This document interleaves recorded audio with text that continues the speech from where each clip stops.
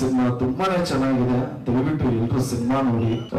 Release ಆಗಿದೆ and ನನ್ನ ಗೆಳೆಯ ಗೌರಿಶಂಕರ್ ಅವರಿಗೆ ಆಲ್ ದಿ ವೆರಿ ಬೆಸ್ಟ್. ದಯವಿಟ್ಟು ಎಲ್ಲರೂ ಎಲ್ಲ ಕನ್ನಡ ಚಿತ್ರ ನೋಡಿ.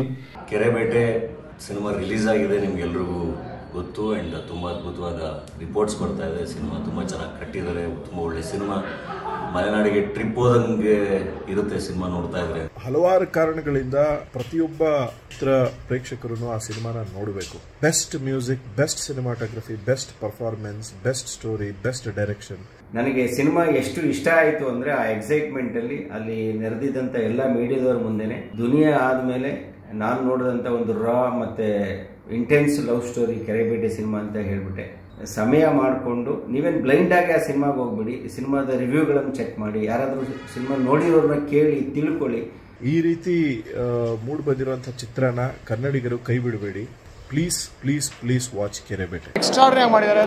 ಸ್ಮಾಲ್ ಡೀಟೇಲ್ಸ್, ಒಂದು ಗ್ರಾಮೀಣ ಪ್ರದೇಶದ ಒಂದು ಕಥೆನ ದುನಿಯಾ ರೇಂಜ್ಗೆ ಭಾವ ತೀವ್ರತೆ ಇರುವಂಥ ಇಂಟೆನ್ಸ್ ಮೂವಿ.